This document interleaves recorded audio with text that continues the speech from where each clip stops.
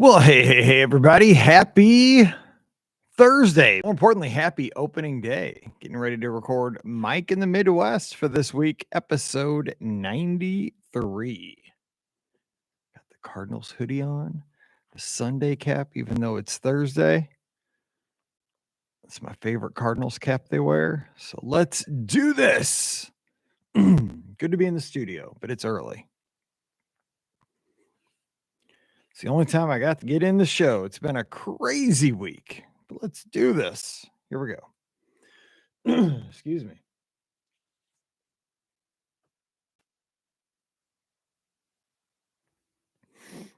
All right, here we go.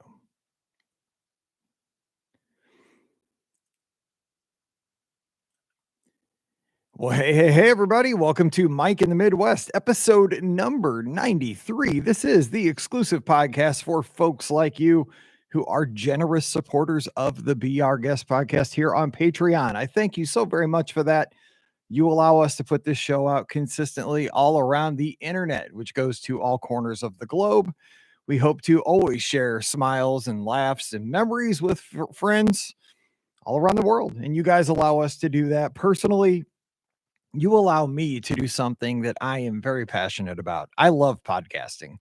Podcasting is an amazing new technology. Well, I don't know if it's new anymore. It's probably almost 20 years old at this point, but it's an exciting thing. It gives you a chance to be a broadcaster from the basement of your house in the middle of the United States of America, in the middle of Missouri. And it's a pretty cool thing. And I thank you for giving your support to this little cottage industry, it used to be a hobby of mine. It's how I make my living at this point. And thank you to everybody who supports me over at the Magic for Less as well. I love book and travel too, as well. That's something that I get to do full time too. And that is a blessing. And I've been working with some guests already this morning. And I just thank you for everybody who has, reached out to me over at the Magic for Less, who are clients of mine and who I work with over there, because you guys are all Disney experts. I know you could probably do this stuff on your own, but a lot of folks do reach out and let me book that travel for you, and we kind of work together. So thank you very much for that. I'm super thankful just for our podcast community. You guys are awesome, and I appreciate you, especially being here on Patreon. Thank you so much for that. All right, so what is going on? Well, today I'm kind of hyped up. I'm on my second Coke Zero already because it's a big day. If you're watching the video or if you're watching live like Margie is, hi Margie, it's opening day in St. Louis. Yes, this is the day that we were not sure was going to happen this year. Baseball is back. Now, again, I did a show this time last year about why opening day, why baseball is such an important thing in St. Louis, why we associate as St. Louisans with our Cardinals so hard. So I'm not going to talk about that again. This is not the topic of today's show. But opening day, we say this, and I don't know if other towns say this, because I'm sure Boston with the Red Sox and the Yankees, the Cubs probably say this. I don't know. There's probably some other teams. Maybe not. I don't know, because I've always been from St. Louis. But we always say that St. Louis does opening day better than anybody in baseball. And I mean, I don't see any evidence to the contrary, because we do it all out. I mean, we look forward to this all year. This kind of is our emergence from winter. And this year is actually, I'm about to cry just thinking about this. Oh my God, this is how much we love our team. This year is super special because the last year we're probably going to have Adam Wainwright, Yadier Molina, and we have Albert Pujols back, who was one of the greatest players for a 10-year stretch in Major League Baseball history. He's probably 50. Who knows how old he is? They don't know about his birth certificate. They say he's 42. But we have a bunch of old dudes who are going to do their last lap around Major League Baseball this year. Wainwright's my favorite all-time player. Yadier Molina is probably my second. He's up there. And just to see Pujols come back and just to have the trio of remarkable Cardinals, and knowing this is it. This is like the last time the band's together. Whew. And like Wainwright's pitching today. Yadi's going to be catching them. Pujols is in the starting lineup as a DH. It's amazing. So I'm looking forward to this afternoon. Turn on that TV. This town is crazy. And I was talking with Mallory about this, and she said, she was excited because, again, she's always heard about Albert Pujols as a kid. She's 14, and Albert hasn't been here for 10 years. So she's only heard stuff about him, and I've shown her highlights. Like, he was this good because she's a huge Cardinals fan. Imagine that, my daughter. But when we signed him, she was the one that let me know. Like, she sent me the text, Pujols signed with the Cardinals again. I was like, no way, because I was on the treadmill. And so anyway, it's remarkable because that's how tight baseball is in St. Louis, that like my 14-year-old daughter is invested, that texted me from school about the signing of Pujols. But it's going to be great because one team wins the World Series. This is how I told Mallory, because she told me this. She said, our team is really old this year. I mean, because Wainwright and Yachty and Pujols are all over 40. And I told her, well, I'm not, I don't really have a problem with that. I'm kind of a fan of old dudes playing baseball. I'm an old dude who used to play a lot of baseball. So old dudes playing baseball, that's fine with me. And here's the other thing. One team is going to win the World Series, and I hope it's the Cardinals. And I think we have the potential to do that. We have a good team. We have a lot of young players too. Great outfield, great infield. We have some decent hitting, and we got some decent pitching. We could do it. But here's the thing. Most of the teams will not win the World Series. But here's the thing. We're going to have a fun season with these guys. Whether we win or lose, we're going to get to watch Wainwright, Yachty, and Albert, and all the other great players on our team play. So win or lose, it's going to be a fun summer. So that's how I'm looking at it. I hope the Cardinals see it that way. I will be in the stands. This got me excited. So I can't. I mean, I'm always excited about the Cardinals. Since I was walking, I've had a Cardinals cap on top of this head. Since I was probably taken out of Missouri Baptist Hospital when I was a baby, I probably had a Cardinal head on my head. If you look back at the pictures of me when I was a toddler, I always had a Cardinals hat on, and I still do. I'm almost 50, and I'll probably be buried with a Cardinals hat on my head. This is how we are in St. Louis. That's just one of the things about the Midwest. It's just who I am. I always have a ball cap on. It's just me. Anyway, and I'm not bald, by the way. I do have hair. Okay, so what else is going on besides opening day? I'm getting ready to have some peanuts and some hot dogs this afternoon. Can't wait. Just got back from Spring Surprise last weekend. Great weekend. It was fun. It was a fun weekend. We'll talk about this on Friday's podcast tomorrow. That'll drop. Ran the 10K and the 10 miler. So that was a fun thing. It was kind of weird going down and not having any races that were even the distance of a half marathon. So it's kind of shorter races. Typically, usually at least you have a half marathon to cap the weekend off. But it was a lot of fun as always. Got to see so many of our Be Our Guest lizards. And again, I hope this doesn't sound fake, because it is not. It's just, when I see people out there, friends that have on the lizard headbands or the hats or the shirts or what have you, any of our gear, our colors, my heart swells up, because that means we're all teammates and we're all running for something bigger than us. It makes me so happy when I see those pictures on Facebook that Joe Fickus posts in the BOGP Lizards Facebook group, that we all get together in a parking lot at 4:15 in the morning and take a picture. It warms my heart that we all rally together like that as a team. It's so cool. It is so cool. I'm so glad to be on a team like that, because I was always a team sport guy growing up. And now that I'm 48, you don't have the opportunities to be on many teams anymore, right? I mean, I'm not in high school anymore, not in college. Don't speed skate anymore. Don't play hockey anymore. But this is the ultimate team. I mean, we have so many teammates. I was speaking with Cheryl. I mean, she's from Switzerland, and, folks from Canada, and, all over the States. And it's just, the team is from all over, and the best people that just make me so happy. And I don't get to spend enough time talking with everybody. I wish I could. I wish we had more time, but everybody's kind of trying to get where they got to go, get in the crowds, get to the races, and get to the groups. We need to have more time together. That's the bottom line. But these races are fun, and it warms my heart to see everybody. And then, after the races, in the afternoons, watching everybody post their pictures from the course, and everybody else does it right. They get their pictures with the characters. I'm too competitive. I can never stop. I'm always worried about getting swept. But I always want to get a good time. But I did have a fun weekend. I ran as a hot dog in the 10K, which I thought was kind of hilarious. I don't know why I did it. I see everybody else running in costumes, so I thought I needed to do that.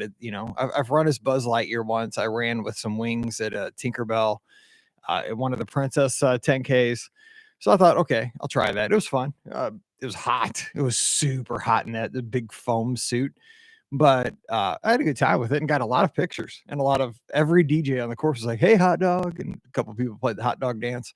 So it's kind of fun. And then just ran all out for the 10 miler and just had a good time. So good time was had by all. So let's see other stories that I did not share on Friday's show. Let me remember, because we recorded that on Monday and it's Thursday. So I'm old and I can't remember the stuff. Oh, yeah. So we went to breakfast after the 10 miler at Old Key West. We went to Olivia's. Imagine that. Mike is a thing of, yeah. Mike was with Scott. Where did we go to breakfast? Olivia's. So we went over there, had a great breakfast. It was Sunday brunch. I had the El Sombrero omelet or something. It was amazing. Um, and after that, we were going over the studios to take pictures with our medals because they were Tower of Terror medals. So I wanted to get pictures on Sunset Boulevard. Well, for some reason, I gave the waiter my credit card and my annual pass to get my discount.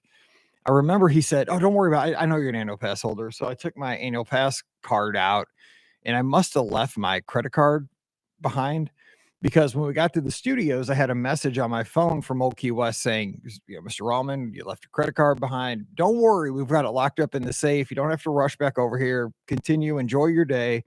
And then whenever you have a chance, swing back by, come to the concierge with your photo ID. We'll get your card back to you." So what that did was, at first it got me a little nervous because, okay, now my plans are a little bit messed up on Sunday because we were just going to do some things. But we hung out at the studios for a while and rode Rock and Roller Coaster, got some pictures. And when I was there, of course, then I was worried about lunch, because one of my favorite things at the studios is that buffalo chicken grilled cheese at ABC Commissary. I mean, I don't know what it is. I'm addicted to that thing. I mean, I love that sandwich. It's so good with those steak fries. So I wanted that. Scott and Elizabeth and everybody, they were heading back to the villa. They wanted to pack because we were all leaving the next day on Monday. So they had a couple things they wanted to go swimming. So they went back, and I said, because they had the car. I said, no worries. I'll just catch the bus to Old Key West, and then I'll go, we'll figure it out. We'll meet up after that. So I went to ABC Commissary, got my sandwich. I was in heaven. And then I caught the bus over to Old Key West, had a bus to myself because it was like the middle of the afternoon. That's always awesome, right? When you get a personal bus. And then went to the concierge, showed him my ID, got my credit card, super simple. And then I was like, okay, I got to get back to Pop Century. What do I want to do? Because when you're by yourself, you have all the time in the world. Like, you're flexible. I didn't have any big plans. So I thought, I'm at Old Key West. What are you going to do at Old Key West? Because I'd already eaten, right? I'd had lunch. So when you're on the Sassagoula, what do you do? Because Old Key West is on the Sassagoula River. You always think of Riverside and French Quarter on the Sassagoula River, but so is Saratoga Springs and Old Key West. So I got on the boat to Disney Springs because it was a day I'd run my race. I was kind of chilling and rode that boat to Disney Springs, which is a wonderful boat ride. Actually, it's on my Instagram. I put an Instagram live on that. And just went over, just walked from the marketplace over Disney Springs over to the bus stops over on the west side, and just kind of browsed around. I went in the co-op and checked that out. I think I went in the Christmas store. I went through World of Disney. It was a nut house in there, so I didn't stay in there super long. And just checked out a couple places. I didn't need to eat or snack or anything because I'd already had lunch, so I didn't. It's kind of a missed opportunity. Just walk through, just kind of enjoy the ambiance. I'll be back in a few weeks for cheerleading, and we're staying at the Holiday Inn at Disney Springs. So we'll be at Disney Springs a lot. So I didn't really feel the need to do anything at Disney Springs. Like I said, we'll be there for like 3 or 4 days where that'll kind of be our focus. So, just kind of passed through and got my credit card back. So imagine if I'd have got like the TSA or something, or, gone through TSA, got to the gate at Southwest, and I went to get my breakfast day on Monday morning at McDonald's at MCO, and I realized then my credit card was gone. Whew, that'd have been a mess. So thank God for Apple Pay though, right? Nowadays, because I could have just used Apple Pay, but yeah, so that was kind of one of the stories I don't think I shared on Friday. Crisis averted. And let's see what else. I stayed at Pop Century. Is great. Pop Century is just a great place to be for race weekend. We were going back between Epcot and the studios with the Skyliner. It is so easy. It's so easy. One thing I do lament is that I never got over to the Riviera to get my damn cronk, my breakfast sandwich. I just didn't get over there, and I should have because I was on the Skyliner. It was just that weekend went so quick. I got there Friday, left Monday morning. Took Ubers both ways from MCO to Pop Century, $45 each way. About 28 minutes, I think, to get there and back.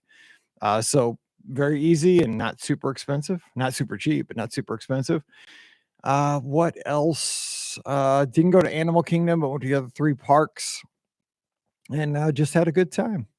So that's kind of it. We'll talk a ton about that on Friday's show. So that's coming out later tonight.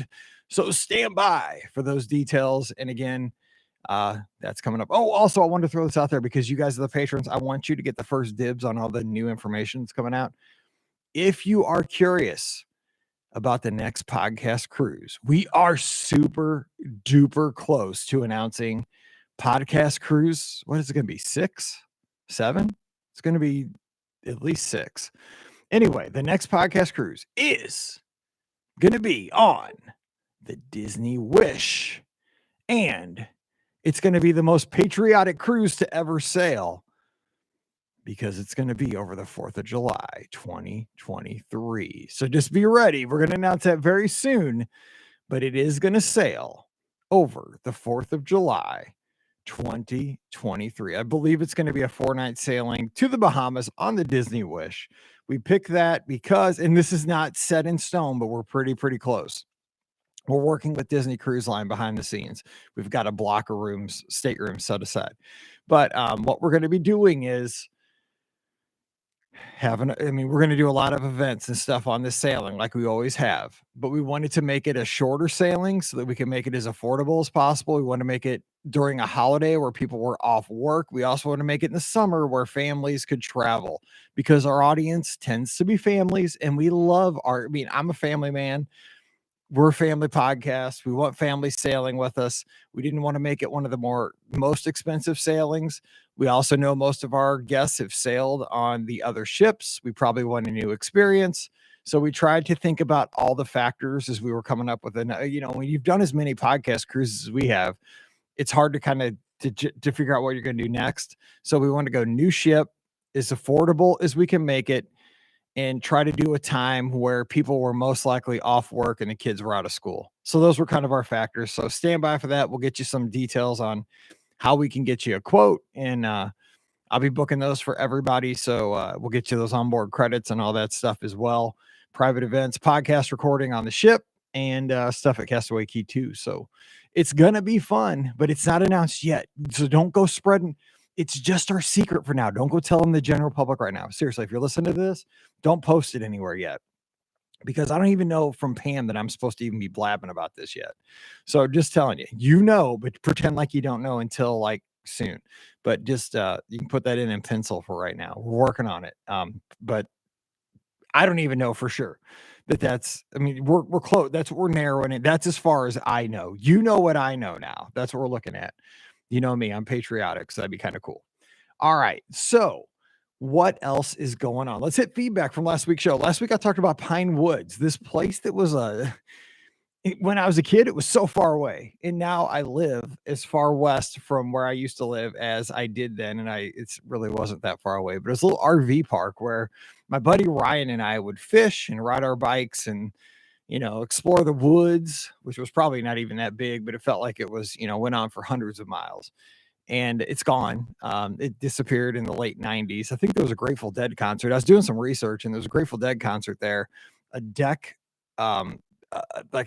collapsed on some people and some people were injured. And I think there was a big lawsuit and that was the end of the place. But let's get the feedback from there. Catherine Addison Gray says, this reminds me of Ocean Lakes Campground in the Myrtle Beach area. When as a kid, lots of freedom to ride your bike, play putt-putt, crafts, pool, ice cream. Great place. Recently went back as an adult, still just as fun. See, here's the deal. Catherine's lucky because she can go back and now experience that with, friends, families, kids. I wish I could go back to Pine Woods. I would love to go for a weekend to have, Mallory experience this and so forth and just go, go with Pam. And I know there's places that are exactly similar to Pine Woods, which I should do. There's all the KOA campgrounds. There's a place actually right next to our Six Flags here in St. Louis. It's called Jellystone National Park. I think it's a KOA, but it's got exactly kind of what Catherine's saying here. It's got like putt course. I remember because when my dad worked promotions for one of the radio stations, they always did events at this place, and I'd always help out. And they had all that stuff. You could rent bikes, you could bring your bike, you could do crafts. There was swimming pools, ice cream, putt course. Yeah, it's kind of the same thing. And it's probably only 20 minutes from my house, next door to Six Flags over St. Louis. Brandon Alley with some feedback here says, this brought back memories for me. My friend's family had a camper parked at a place just like this. I would get to go with him and his family in the summer, and we rode bikes, swam, and played mini golf until the sun went down. It was awesome. That's exactly what we did. I mean, and I went with my friend. My family never did this kind of stuff, but I went with Ryan and his grandpa, Big Ed, and we went in the back of his S10 or that tan S10. It's so funny how those things are burned in your mind. Like he was a smoker, and that thing smelled like when you got up in the cab of Big Ed's S10. Man, it probably took 5 years off my life, like looking back, because it was just smoky. But yeah, I mean, nobody thought anything of it, right? I mean, think about it. We had like ashtrays in the doors of our cars back then. And back then it was, I mean, I still call it a cigarette lighter in my Jeep, even though I don't smoke, obviously, never have. I have asthma. But I guess it's now like an accessory port or something, but I still call it, I don't know why I call it a cigarette lighter. And I mean, that's what Mallory calls it, but she's probably never seen a cigarette lit from one of those. I don't even think they do. They even give you like the thing that gets hot anymore. I don't even know. That's just me, how my brain works. But yeah, Brandon, is exactly it. We did all those things. But Brandon, did you have bingo on Saturday nights, and did you win the coverall? And then, grandma got mad at you because you won. I remember Ryan's grandma was so mad that I won. Let's see here. Trisha says, I hope race weekend went well. It did. It was awesome, Trisha. We didn't camp much as a kid. If there wasn't indoor plumbing, my mom wouldn't go. Sounds like my wife. Wisconsin has beautiful state parks. When I was college aged, I started camping, and two of my favorite places are Governor Dodge and Mirror Lake. Governor Dodge has some amazing bluffs, and I remember taking a twilight hike with friends and climbing to the highest point to look at the stars. Mirror Lake is Wisconsin Dells' best kept secret. Devil's Lake typically gets all the love. Well, that's kind of ironic because it's Devil's Lake and it gets all the love. That's kind of an oxymoron there. It's serene and has some great opportunities for kayaking and canoeing. Oh, that sounds awesome. Yeah, I think when you're in college, you discover camping and that kind of stuff because it's cheap. That's when I remember doing all that stuff. Like we did, I don't know if like other places around the country do this, but it's huge in Missouri. It's called float trips, where you get in let's say you go to a campground. We have all these like smaller rivers that are tributaries of the Mississippi and Missouri, and kind of mid Missouri out by like Columbia, Jeff City, especially down like I-44. If you go out to cities like Sullivan, Missouri, or Steelville or Cuba, if you're from this area. And what they are is you get on these smaller rivers. They're like the Hoosier River, the Merrimack River, the Courtois River. And what happens is they have campgrounds, but they buy these old school buses, like broken down school buses, but they still run, but they're just a mess. And so they'll put a trailer behind the school bus with like canoes. And so what they do is they take you in the school bus and they'll take you up the river about 10 or 15 miles, and they'll drop you off and put you in the river, and you'll float for the day down the river back to your campsite. And they're called float trips. And like, everybody brings like beer and drinks and, coolers full of sandwiches and all kinds of stuff. But it's a big deal in St. Louis. I mean, that's what you do when you're like poor and, just having a good time in the summer. That's kind of a St. Louis thing. I don't know. Maybe it's everywhere. So, yeah, that's kind of how that goes. And happy birthday to Margie. April 14th is her birthday. So happy birthday to Margie on April the 14th. Happy birthday. All right. So let's get to today's topic. Today, I wanted to talk about, I was thinking about this. I was watching something the other day on TV, and it got my my retro juices flowing. It got me thinking about educational toys that I played with in the 80s. So nowadays, there's so many things that are educational that kids play with. I worked in education for 17 years. I was a second grade teacher, but the majority of my time I spent in sixth grade. And I also taught grades 4 through 6 gifted education as well for 7 years. And it was fun. But I want to tell you something. And if you're a little bit younger than me, I'm telling you, you missed out on some great toys in the 80s that were educational, but also fun. I want to talk about a few of these. And I don't know if you had these, but I want your feedback on what some of your favorite educational toys slash things were from your childhood. So leave those at patreon.com/BRGS podcast for next week's show, because I want to continue this. Okay, so one of the things, and imagine this. This is one of my favorite toys from when I was a kid, educational toys. I had the Fisher Price record player. Did anybody else have this? It was kind of brown and orange, and you played little 45s on it. I guess you could play 33s on it. Now you got to be old enough to understand what I'm talking about there. 45s, smaller records. 33s, the larger records. But my parents would get me those they're like little books that had a 45, like a pocket in the back of the book, and it would have a 45 record. And you would put the 45 on the little Fisher Price record player and put the little needle on, and you would read along with the book. And like it would make a sound like, I had a Star Wars one I remember, and it would, like Darth Vader would go like, and that meant to turn the page. It was awesome. I love that. And I think maybe that's why I love being a DJ. Yeah. I don't know. But no, I look back at that. And here's the thing. My sister, who is 4 years younger than me, she had a Fisher Price tape player. Now, I did find a picture of this online, and we used the crud out of this thing. Like, not only did she use it, but I used it. I don't know if you had the Fisher Price tape player. It was brown. It was like light brown and dark brown combined. I'm looking at a picture of it right now. And it basically just had a stop, play, a record, and like an eject button. And it played cassette tapes. But that was one of the things. It was I guess it was like the next generation. Like, I was a little bit older, so I had the record player, and then she had the cassette player. But yeah, it had a little microphone that you could. I don't think it had like an external microphone, but it had like a little corner where you could sing into the thing and record yourself. Another thing that I had that I really enjoyed, and which is kind of ironic, is that I'm not artistic at all. I'm terribly non-creative, I think. But I really did enjoy this, was the Spirograph set. Did anybody have a Spirograph set? I don't know really how to describe it, but it was like a little art kit where you had different colors of pins, like writing pins, like fountain pens, and you had these discs, and they would have different places where you could put the ball, where the ink comes out of the pen, and you would hold the disc in the center, and you could make these like circle or these designs over and over, repeating patterns with different colored pens, and it would make these beautiful, kind of psychedelic looking designs of different shapes and sizes and all the kinds of stuff. But Spirograph was something that I think was kind of neat for me, because you didn't have to have a lot of artistic talent, but in the end, as long as you kind of followed a pattern, you could develop something that looked super neat in the end. And I don't know how like educational that was, but it was artistic. It was artistic. Here's another thing that I had that I found a picture of. And I don't know if this was educational so much, but my grandma had this. So I wanted to bring this back. And also my doctor's office. The next two things were found in my doctor's office too.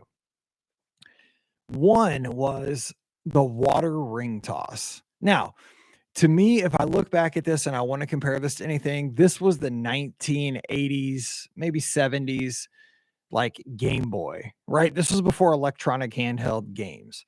So if you had this, what it was basically, it was, I mean, super low tech, right?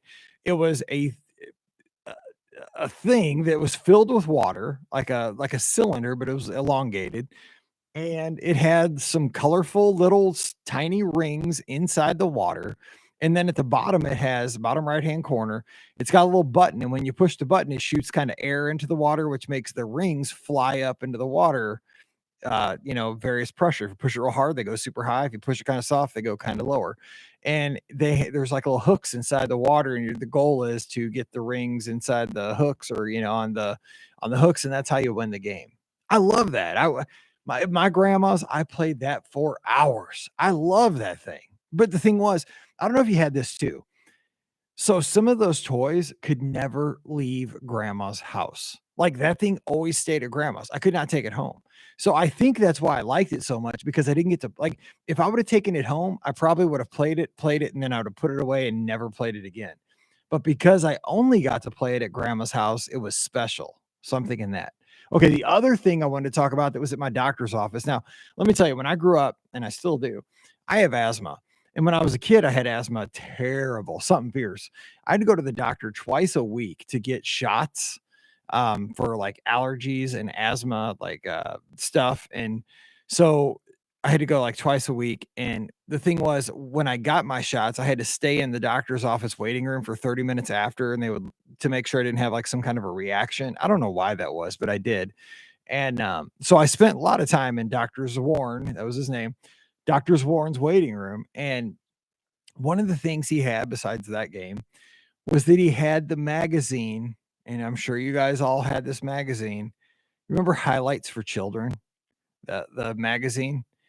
Yeah, I love that magazine. So that magazine had, like the Seek and Find in it. Now, of course, if you're looking at a doctor's office, some punk kid would always take a pen and like, find everything for you when they're not supposed to write in it, so that you could, do this in your head and not be the person who spoils it for everybody else that's coming through, all the other sick kids.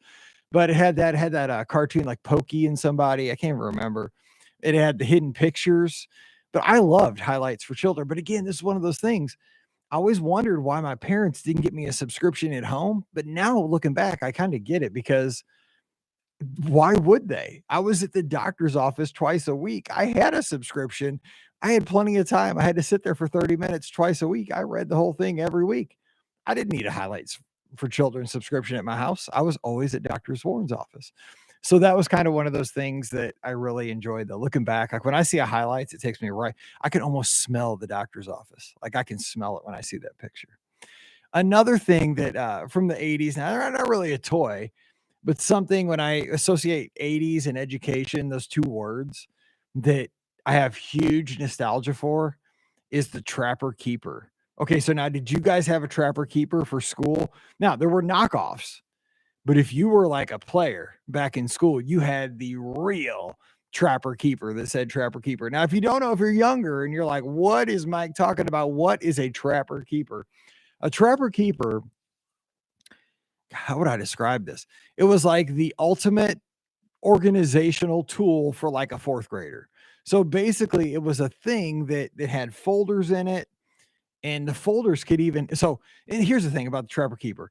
On the outside, it would have like an awesome picture. So you could have, the one I'm looking at has like the Care Bears, or it could have just like clouds and a rainbow, or it could have like a Lamborghini car, or what have you. It could have but you had to pick the perfect picture for your Trapper Keeper. It was super important for your status in your class in the 80s, where you went to school. For most people, I think, maybe it's just me, but your Trapper Keeper was super important, because inside the Trapper Keeper, you would have folders. Now, a lot of times you would have a folder for like math, a folder for English, a folder for spelling, a folder, like in my class, we had a Bible class. So maybe you had a folder for each thing. You also had a place where you could have like a pad of paper. And then you had a place where you could put like a pocket. There was like a pouch where you could put pens and pencils and crayons and markers. And it was just really cool. But here's the sad thing. Let me tell you about this. You know what's sad about this story? When I became a teacher, I became a teacher in 1998, elementary school. When I became a teacher, Trapper Keepers were banned in our school district because they took up too much space in the desk. That is anti-American, and we could not have them because everybody said they took too much space. The Trapper Keeper was one of the greatest American inventions ever. I love my Trapper Keeper, and I think the company went out of business, but last summer, I think Walmart came out with Trapper Keepers again. I went to go get one. I could never find one because there was like a run on them, but I am going to get one. I'm going to get me a Trapper Keeper because they are awesome. I don't need one, but I just want one. But if you had a Trapper Keeper, man, that was a status symbol. A couple other things that were kind of educational-ish toys that I loved from the 80s. I could go on forever. How about the Light Bright? I love the Light Bright.